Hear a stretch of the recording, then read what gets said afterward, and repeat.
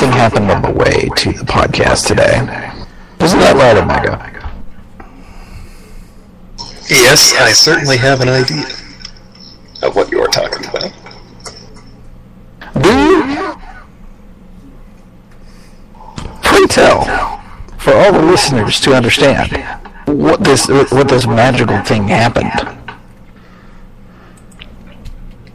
Well, as it happens, there's a new Denny's, and it has a full bar.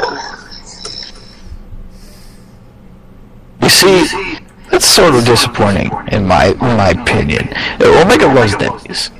You know, he'll have a Grand Slam every single day of the week. Now, I know Yankum is a big fan of Arby's as well. Isn't that right, Yankum? Yes, sure. I have no idea what's going on. But at the end of the day, what you need to do is go to Cracker Barrel, because Cracker Barrel has all those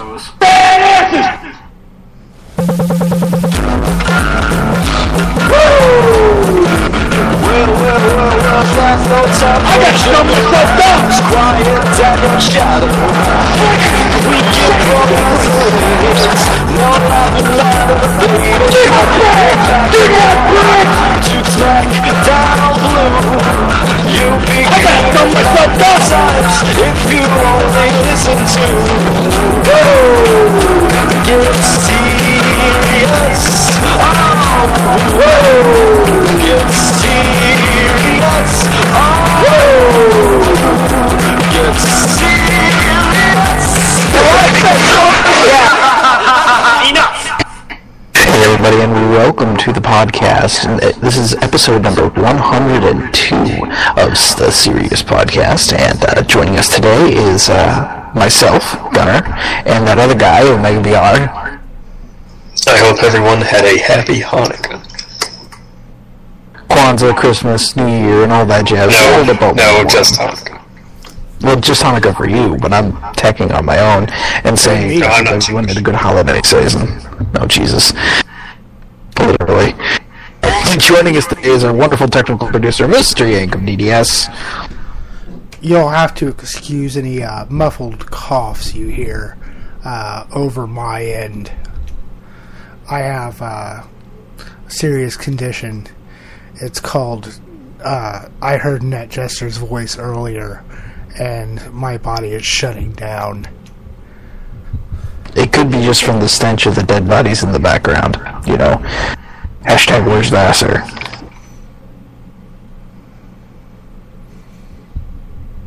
Also joining us today is our wonderful guest, Net Jester. Hello everybody, so just to be concise, we are starting off the year by offending Cracker Barrel fans and offending people who don't do Hanukkah and offending my fans. Do you have a fan that doesn't plug in? It's been known to happen. As you can tell, Jester is not exactly in the most ideal of situations to actually do this. However, we're going to start with something that you probably won't guess. The news! Okay, everyone. So, Hulk Hogan is expected to sign a deal with WWE, including a WrestleMania appearance, and he was nearly announced during the WWE Network presentation, though they felt two separate announcements was more impactful. He may be paired with John Cena, who is scheduled to face Bray Wyatt in some fashion. There is also potential plans to induct the first WrestleMania match into the Hall of Fame, featuring Roddy Piper and Mr. T. Piper had been in conflict with WWE due to refusing not to make other appearances until Legend House aired at the time of its filming, which was nearly 2 years ago, but they recently patched things up. So, interesting idea here to induct an entire match into the Hall of Fame? That doesn't make any sense to me.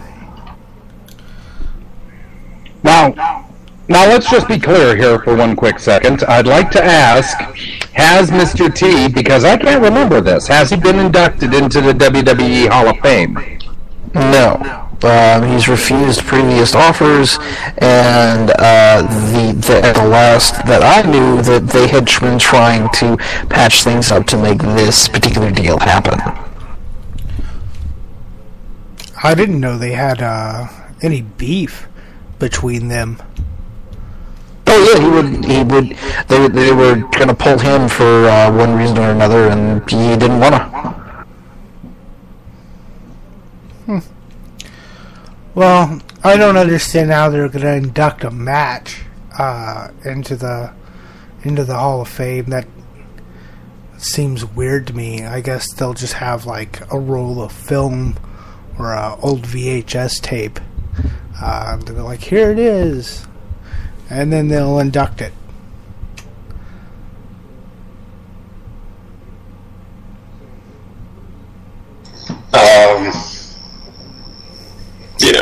Hogan back. At this point, it can't be any worse than bringing Rock back or Batista back or whomever. It's not like, he probably doesn't deserve it, but,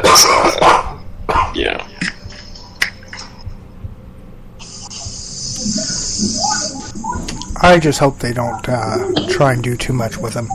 I mean, if he's just back to, come and wave and be like, hey, Hulkamaniacs, aren't you glad to see me, and that kind of junk, then I'm all for it. But if he's going to come back and try and be like, I don't know, actually doing like stuff, I'm not a big fan. What's really funny is that we had the exact same conversation approximately 3 to 4 years ago at this point, when there was a major announcement from Mrs. Carter down there in the South. Well, that's a little different, I think. When the TNA basically gave him the key to the kingdom, and he, left it under the mat. That won't happen with WWE. Like, he won't be able to go in there and just be like, well, I'm doing this, and I want this, and this, and this, and I'm pretty sure Vince would just tell him to go fuck himself. I think at this point, Hogan needs WWE more than WWE needs Hogan. Almost certainly. Of course. It's just a publicity thing. How about though this John Cena Bray Wyatt match? Like that's the current plan for WrestleMania. Doesn't that seem like kind of a dumb waste? I mean, I guess if Cena has to do something and they have a big, they pair Hogan with him or something.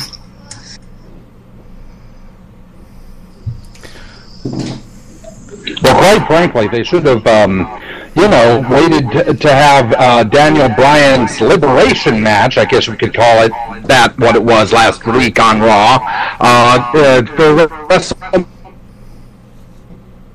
for WrestleMania, yeah. Forgive us, ladies and gentlemen. We have a bit of pod rust for being gone for so long. But yeah. Why don't we move on? I think business will pick up as we talk about everybody's favorite subject, and that is total nonstop action wrestling. For you see, Jeff Jarrett resigned from TNA and is keeping very quiet about it amid rumors he's actually starting a new wrestling project, possibly with friend and country singer Toby Keith, who turned out to be that mystery celebrity, the big one, who was interested in buying TNA before all the talks fell through. TNA was recently unable to get more dates for Universal Studios, and it's actually unknown where they will tape Impact following the UK tour coming up. AJ Styles continues to be in negotiations with TNA, and he actually seemed to be coming back at one point, although Jarrett's departure was a very bad sign for him. He recently appeared for Ring of Honor, and apparently he was earning around $350,000 a year, but was asked to take a deal for around $200,000, but not guaranteed, based on how many dates he wrestled. He also mentioned he would be interested in joining WWE, but they haven't called him, so. And they won't. If we're being honest. And that's kind of sad. Simply out of spite, because, I mean, you know, he's a TNA guy, born and bred, and, well, you know, look what they did to Chris Hero. Well, he's also older, and he's also the kind of wrestler they're not really looking for at the moment. And well, that too. Jeff Jarrett starting a new project with Toby Keith. Who saw that one coming? Slapnuts. also rumors that Jim Ross might be involved somehow. That would be cool. I would think his contract with WWE would kind of keep him away from that sort of thing. Like, he wouldn't be able to do that. He's contractually not obligated to WWE at all whatsoever right now. My understanding was that he still had a Legends contract or something like that with him. I don't think so. I think he's the only free thing, and clear. Yeah, he's free and clear right now. The only thing that they're doing is selling his Barbecue sauce. Barbecue sauce. Yeah. Because, you know, they're not above making money off someone who doesn't work for them. I was really hoping to see a Jeff Jarrett entrance at the Rumble this year. That would have been cool, but I guess that's not going to happen. No. That old NWA music. Oh, Jesus Christ. And then him coming out with all that glitter. That'd be ridiculous. Speaking of things that are ridiculous, there are rumors that Brock Lesnar is in talks to return to the UFC, but it may be a ploy to play the two companies off of each other, and WWE insists that Lesnar remains exclusive to them. Meanwhile, that's something a lover spent right there. You know, if Brock Lesnar was seen talking to his ex-boyfriend, but now, you know, WWE is claiming, we're still exclusive. Ooh. Meanwhile, he's still just penciled in to face Undertaker at WrestleMania, though there's some concern if Lesnar will plan the match out ahead of time if Taker's physical well-being can take it. Other plans include CM Punk versus Triple H to end the Authority storyline with Roman Reigns as backup, who is expected to break off from the Shield and have the big Royal Rumble showing. WWE previously wanted Shawn Michaels to come out of retirement to face Daniel Bryan, but the ball is in his court, which I hope, for the love of God and all that is holy, that he does not take that ball and face Daniel Bryan. It just goes Seriously. on. Otherwise, Bryan may be included in the Cena-Wyatt tandem. However, Bryan suffered a concussion in the main event of Raw, which is said to be serious as he couldn't remember most of the match. Here's the problem with that. Daniel Bryan was my pick to win the Royal Rumble. That's a problem.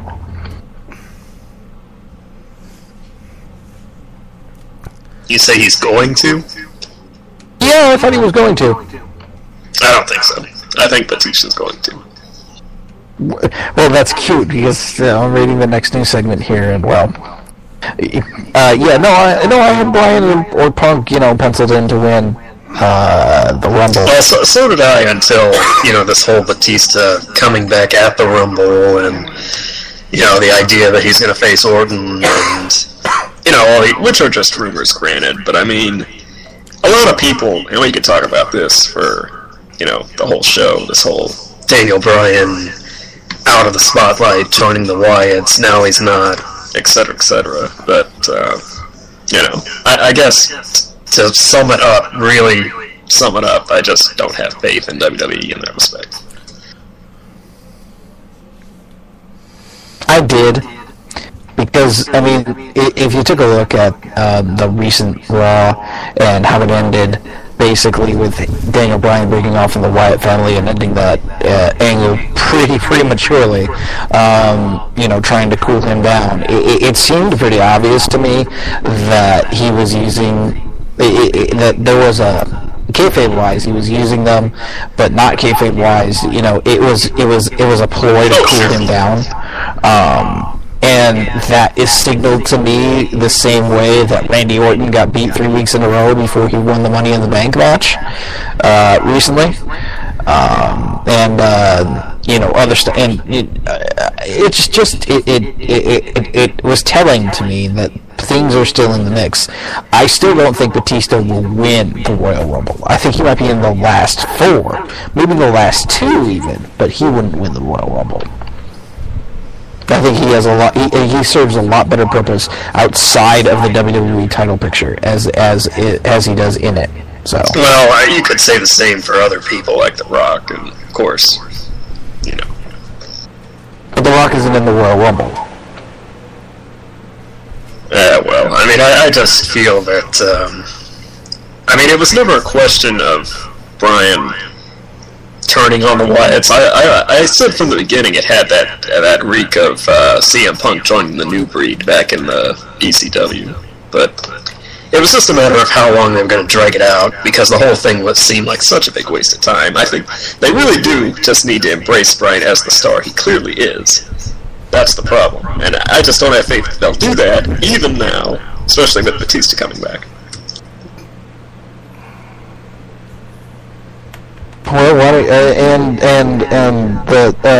just to touch on the last Brock Lesnar thing here, yes, that sounds exactly what he's doing. And remember, everyone, Brock doesn't like being punched in the face anymore. So any idea of him actually going to the UFC will be because they offered him way more money than the WWE.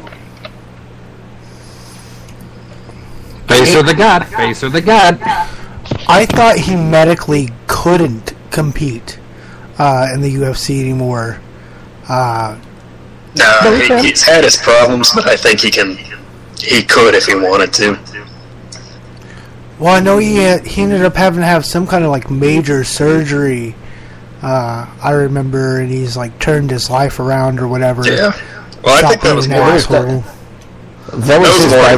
than it was physical. Yeah, it was no. That was a couple years ago, like 4 or 5 at this point. That was his diverticulitis. That's what he had when he was the UFC champion and had to be kept out and stripped of his belt. So.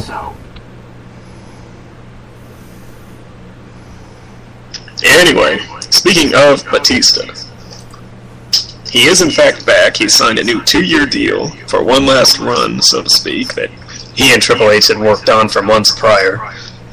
Of course, the most discussed scenario flying around is that he will win the Royal Rumble and face Randy Orton for the championship at WrestleMania.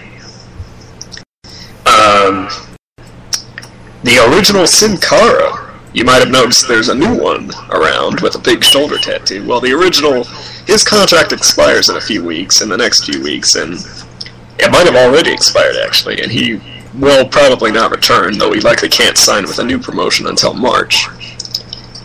Also, more injury report. Layla has not been cleared to wrestle due to an unknown ailment, and Marie seems to be out with some kind of injury as well, according to her quote-unquote fiancé.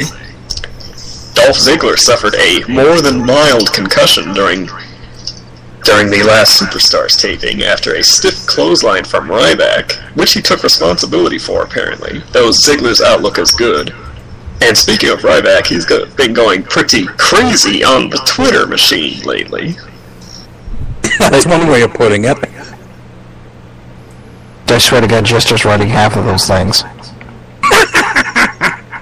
He's talking about, the latest one I saw was that, I think Jerry Lawler made some comment about how Ryback, if he got in an elevator, he wouldn't know if it was going up or down. And Ryback said something like, I'll tell you this much, if the cat was here, she would know who she was going down on, or something like that.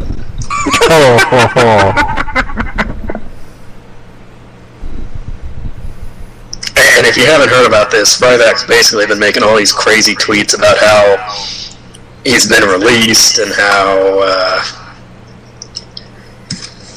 the people eat, tweet, delete, repeat, and stuff like that. Basically just saying whatever he wants to on Twitter. And it's hard to tell if it's really, if it's just him, like, not caring anymore, or if it's like him trying to boost his character, but with things that WWE doesn't usually let people say, especially on Twitter, or what. And then he did that, and then he deleted all his tweets again for like the 5th time in the middle of this, but he's still going now, so who knows what to make of it.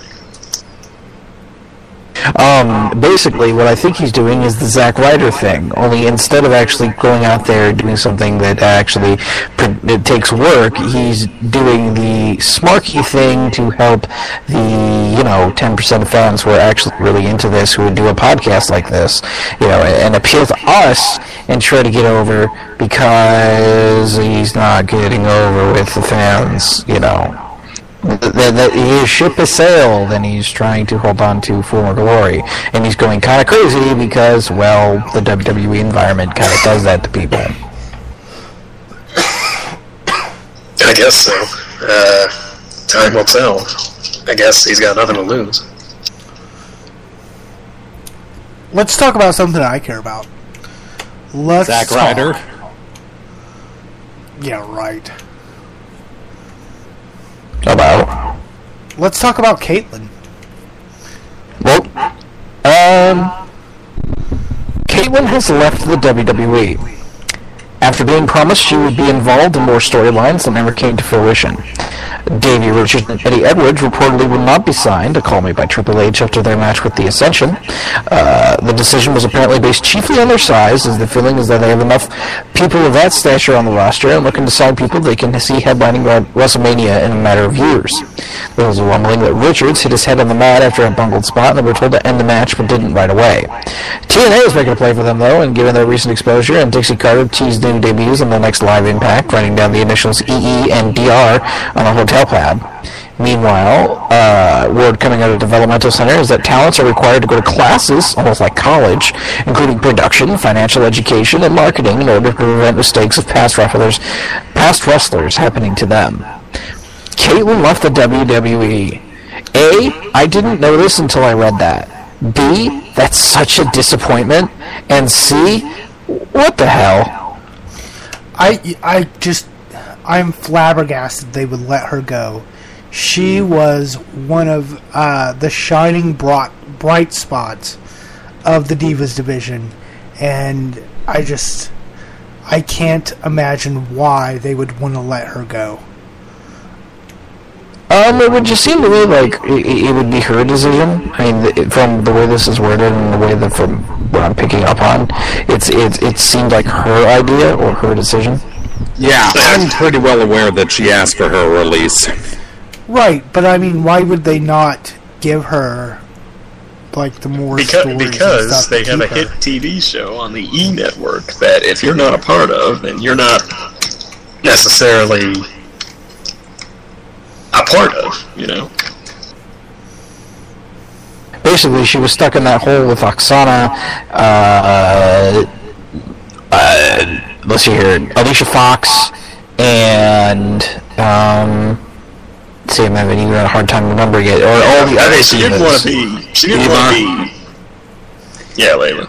Well, everyone that wasn't on Total Divas or AJ Lee, she was in that group. And it sucks, because that group shouldn't exist. It shouldn't... She was awesome. I hope she gets to come back and actually do things in the future. For a less minute replacement on NXT, and then went on to win the thing because she had such a personality. In my mind, those are the people if they insist WWE on signing the bodybuilders, in which Caitlyn was, or at least a fitness model before her time in WWE, if they insist on signing people like that, then those are the kind of people they need to be signing with big personalities, not necessarily, world-class wrestlers out of the gate, but people with great personalities. And it just seems like they always sign people who, they don't really look good except for being big. They don't sound good. They don't have any character. And it takes them, we have to watch 3 years of their training on TV before they're, halfway decent at wrestling. So, kudos to you, Caitlyn. The major exception for that, of course, being Big E Langston, I'll say. And I'll also say real quick that Big E was pretty heartbroken when he heard the news and showed so on his Twitter. Have you guys seen the Vine? I think it's Vine. The videos that Big E and Caitlyn put up. Yep. If you haven't seen those and you're listening, go search that out because they are fantastic and hilarious. Do we care about Davey Edwards and Richie Eddies and who? Well, Davis Richards. I'm not the biggest fan of the Wolves themselves, but in my mind, it's more about the attitude that, because they did everything they were asked to, and, that botch, which was sort of not a botch and wasn't even Richard's fault, if the key reason they didn't get signed is because of their size and they already have people like that and this and that, and it goes in with that kind of, it's hard not to kind of think that, given that Daniel Bryan has not had a WWE Championship reign that's lasted more than a day. It's just hard not to, whether it's true or not, it's hard not to see it that way. So, but I think they fit better in TNA anyway.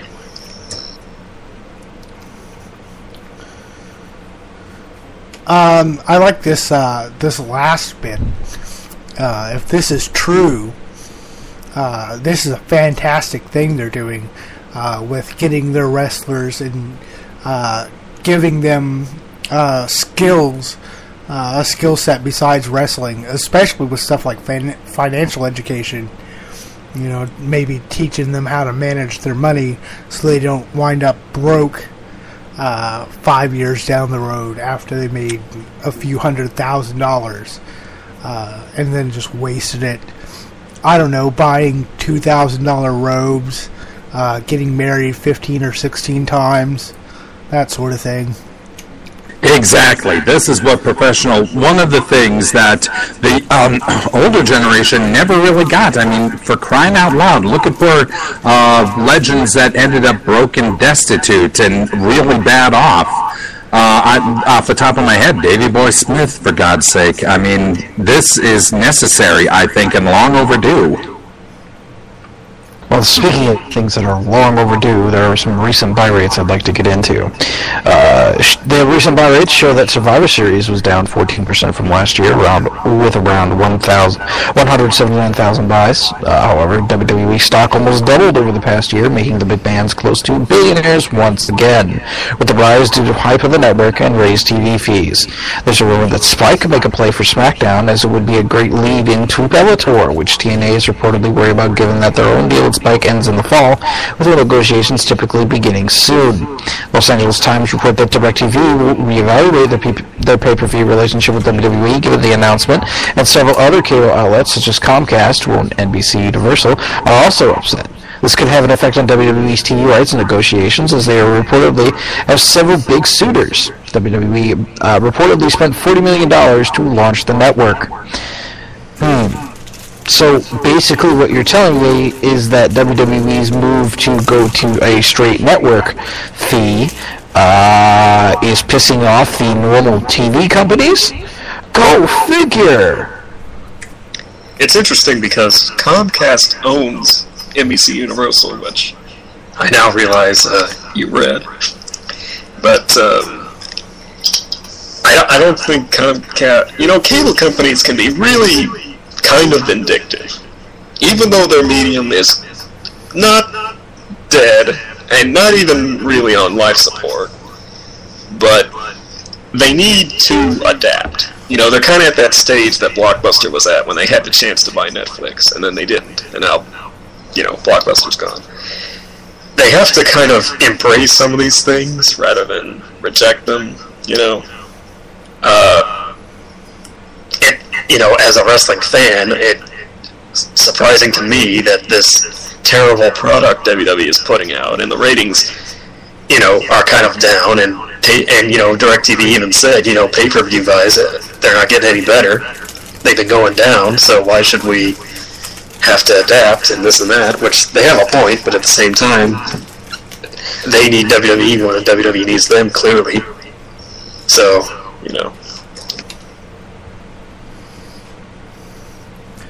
Yep, nobody's buying DirecTV just because they can get East Coast feeds. The Hoppa. Well, no, they get DirecTV because that's what's available for their area. Besides, that's Dish Omega. Oh, so you guys don't like, all the cable channels you're getting? Oh, maybe you should go to another cable channel. Oh wait, we're the only ones in town. Exactly. And before we replay that entire episode of South Park, basically, I believe that's what's going on here in sort of the reverse. So the WWE's like, oh, you guys don't like it that you have to pay $60 for a pay-per-view? How about you just pay $60 like once? And I'll give you 6 months of pay-per-views. Oh, this is such a good deal that it'll go straight to my pocket instead of yours.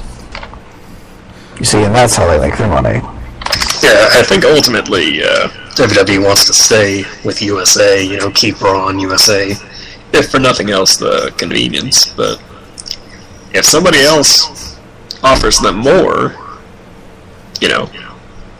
maybe not like the Esquire network, well, that's part of NBC too, but you know what I mean. If it's some third-rate channel that nobody has, then maybe not, but, well, like or maybe the it's Esquire network.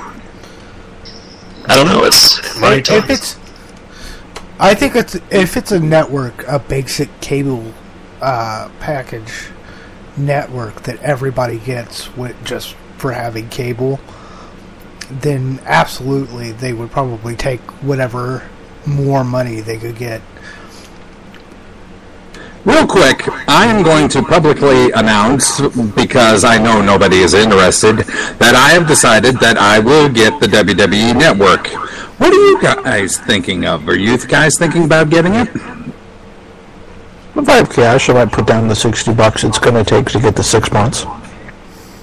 Oh, I'm certainly getting it. All the pay-per-views for the year. All the pay-per-views that have happened in WWE, WCW, and ECW history. And all kinds of... I guess they're going to have all the DVDs and stuff that were out on there as well. I'm absolutely stoked. The only thing they could possibly do to make it better would be to add like all the old Raws and SmackDowns, WCW Thunders and Nitros. That would be absolutely fantastic. I wouldn't be surprised if that sort of thing happened. I mean, literally what WWE is they've taken the network, they've turned into the WWE Netflix, and basically that's exactly what they are now. I think we'll get into that a little bit more in the 15-minute time limit. We've got 12 minutes left in this half of the show. We have drugged the news out for half the show because Matt Jester hasn't been timing. Let's just make it a 12-minute limit since we're already talking about the network. Alright, so time for the 12-minute time limit.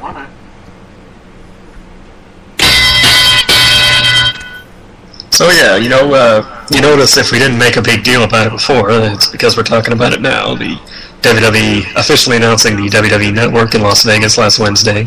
It'll launch the day after Elimination Chamber, February 24th. The service will cost $9.99 a month, but you need a 6-month commitment. And this is the only pricing option currently. But it will include every monthly pay-per-view event, including WrestleMania.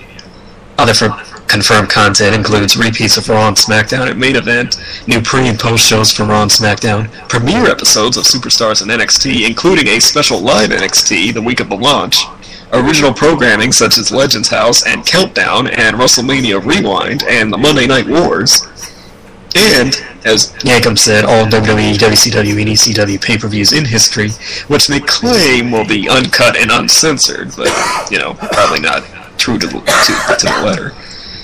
Also, all content will be on demand as soon as it airs, with more on-demand content being added continually, possibly some of those old Raws and such that Yankum was hoping for. Unfortunately for non-US customers, it is only available in the US for now. Hopefully they hope to get the UK, Canada, Australia, etc. by the end of the year or early next year. And let's see. That's about it. So basically, from what I'm understanding, they're trying to have people buy these pay-per-views, and instead of having them buy them for $60 a month every month, they're asking you to buy one pay-per-view for every 6 months. That's a good deal. It's a great deal, quite frankly. You know, for as much as we rag on WWE and their dumb decisions, you know, this really is, on paper anyway, a really great deal. You know, $10 a month, $60 every half year, you know, $120 a year. Getting all the pay-per-views, getting all the content. It's all, you know, it's all based online, so you can do it through WWE.com or the app, the new updated app on your tablets and mobile stuff. Watch it anywhere, of course. You know, when they Bill DeMott posted a teaser for Tough Enough on Twitter. The idea that, you know, if they do want to bring a show back like Tough Enough, they could just put it on the network and not necessarily have to worry about, you know, negotiating to put it on TV. Of course, they still got Raw and SmackDown on cable because that's what gets them the TV rights and everything. To answer the question earlier, yeah, I think I will, in fact, buy the WWE Network, at least for the first 6 months, because, I mean, hey, for the pay-per-views alone, that's a deal. It's a very good deal. I like it a lot. And the announcement in and of itself, otherwise known as Attack of the Killer S's, and the in-joke there is eye-winking, but you have to know that if these guys have this... what I was going to say is their foundation is built on MajorLeagueBaseball.com, which has one of the best, how would you put it, Netflix-style things of baseball, let's just put it that way, that the WWE is basing the WWE Network on. So it's going to be good. If you're a fan of MLB.com, you know that already. And with this deal, it just might be unbeatable. Yeah, I think wrestling fans have been calling for something like this for years now. Especially, I mean, just to be able to watch all the old pay-per-views and, you know, pull up matches on demand or whatever. They had the on demand service before, but it wasn't anywhere near as good as this looks to be. Certainly not near as expansive. I would like to see them bring back the round tables they had before with who was the usual cast. I think it was JR and Mike P.S. Hayes and you know, whoever else they got in there. Mean Gene.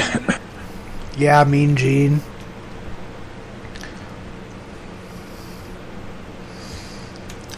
But I can't even begin to explain how excited I am for something like this to finally come around. We've been waiting for this forever, and now it's finally here. And maybe, just maybe, this will help them not have so much of the illegal streaming. I think basically the idea here is y'all know what the mentality has been with digital content over the internet.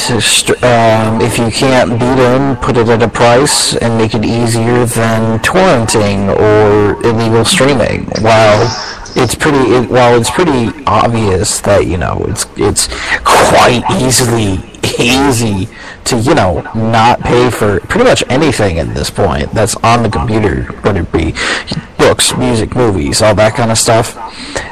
There's still a sense that you know, that companies want to have the availability of something to be able to be sold to their general public. Now, I'm not sitting here and saying that pirating is going to stop because of the WWE Network, but it's sure as shit a whole lot easier than using one of the torrent sites or using, some sort of streaming site to find a lower quality, not as somewhat weirdly cut, version of whatever match that you might be looking up. And if you're a wrestling fan, if you are getting into the wrestling business, or if you're just, that casual guy that wants to watch the pay-per-view every month, then this is the deal for you. Because not only do they have this on-demand service, not only do they have, a whole library that will take you literally weeks to watch if you just sat there straight drinking something and watching and watching and watching. They'll have more and more unique things coming onto the network. This is as big as we had thought it was going to be when it was its own television network, when it was on traditional television. Putting it on the internet the way they have, I feel that this will make them even more successful. How big, you ask? Something along the lines of... And now my soundboard doesn't work. Good, Anyway. that's what you get.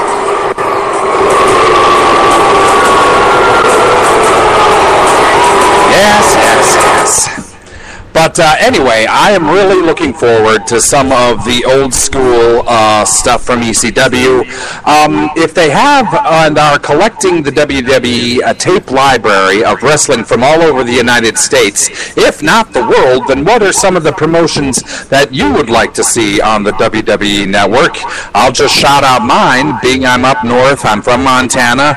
Wrestling around here was the Hart Family Stampede Wrestling. They have, they have the rights to Stampede, so they could show Stampede Wrestling. Now, speaking of casual, let me ask you this. You think... Now, remember, they have to break, something like 1 million to break even. 1 million subscribers. Do you think that more casual or former fans will purchase the network? That's a good possibility. I mean, yes. I'll go ahead and Jester. Sorry, Yankum. You can.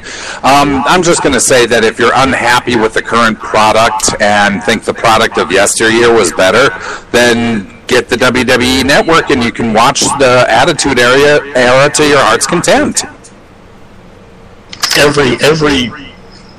Every pay-per-view, that's a big selling point, I think, because if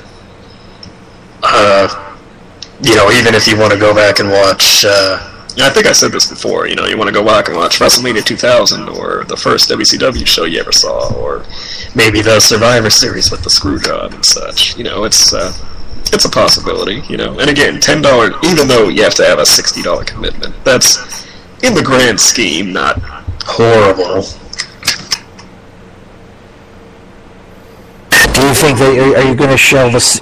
Is it $9.99 a month, and then you have to pay for it every month, or is it $60 straight up? Well, I think it's you have to commit to 6 months, but it'll charge you $10 a month, I think is what it is. Kind of like a cell phone commitment, you're a 2-year commitment, but they don't charge you, 24 months of payments right away,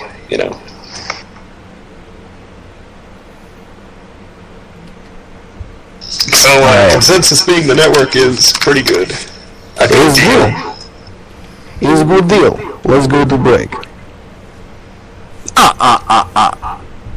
Don't screw this up like you have everything else WWE. Please, for the love of Christ. Alright, so, with 42 seconds left in the half, we will go to break, and we will be right back, not with segment 3 of the kayfabe issues, because I did not write them. Or maybe we'll just wing it. Who knows? We'll be right back.